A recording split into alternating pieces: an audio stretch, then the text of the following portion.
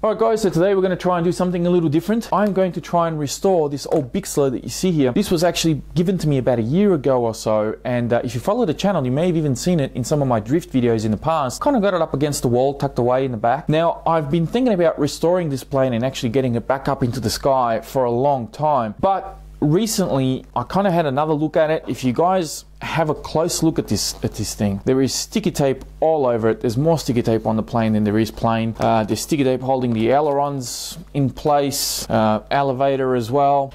There's just tape everywhere, even the fuselage itself.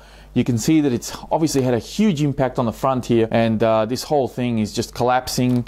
There's zip ties holding the motor in place. The propeller actually hits the main fuselage here, and there's actually a dint. So the propeller will actually come through and it actually clips it. I was thinking about buying maybe a new fuselage and maybe trying to put Humpty Dumpty back together, but I very quickly decided, no, that's not a good idea. I instead went out and got myself a new Bixler. Now this is the Bixler 2.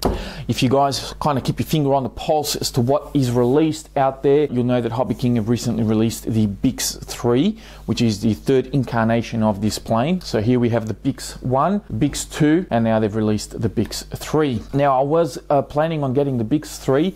However, as of the time of this video, or this is the time that I ordered this one, it wasn't available in the kit. And I really just wanted the kit because I want to strip the electronics out of this guy and put it into this guy. Now, of course, that alone is not going to get the plane up in the air. I also need a radio. And what I went out and bought was this guy here. This is a Turnigy 6X. It's a 6-channel radio. Interesting thing, there are a lot more options in radios in the international warehouse than there are in the Australian warehouse. So I actually bought the Bixler 2, I actually bought it from the Australian warehouse, but I went and bought this one from the international warehouse. This is actually not my first plane, it's actually my third plane. My second plane was this guy here, actually. This is my second plane. This is a 3-channel plane. Good thing about buying something like this that's 3-channel, it only has elevator and rudder, and of course your third channel here is your throttle. There are no ailerons with something like this. If you guys follow the channel, you know that a while ago I bought Real Flight 7, which is a flight simulator. Now, when I first bought that, I was on it every day for almost 3 weeks straight. Every night I'd get home from work and jump straight onto Real Flight 7 and spend a couple of hours practicing.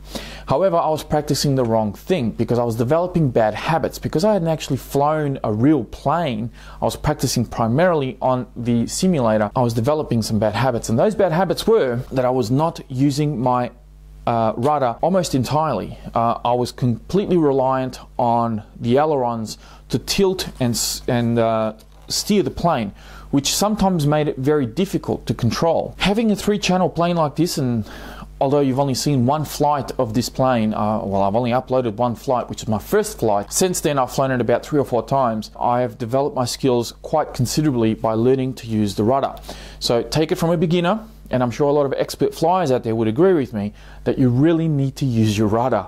No matter what you think, using a rudder is crucial in being able to control the plane. I have since taken the skills that I've learned from flying this plane and apply them to Real Flight 7, and my confidence has grown almost tenfold because I can now do things that I was finding very difficult to do in the past, purely because I was developing those bad habits. My first plane is actually this one here, which I still have not put together because it is quite intimidating, and it's this one here.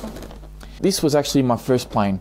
I bought it from eBay for about $90. I believe this is also a Hobby King product. It has never been put together. When I bought it, a lot of the bags were still sealed up, and I'm very, very keen to actually fly the Cub.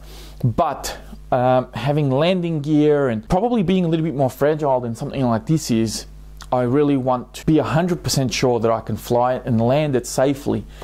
And I'm hoping that the Bixler can do that for me because it was an inexpensive purchase. Of course, not taking into account the radio. Now, the radio that I'm going to be binding to the Cub is not going to be this one. It's going to be the Tactic radio that I got with Real Flight 7. So I'm going to learn as much as I can on that radio, and then I'll be able to take that straight to the Cub. Now, Enough talking, guys. Let's get this show on the road. I need to start stripping this plane. I need to start putting some of these things in here.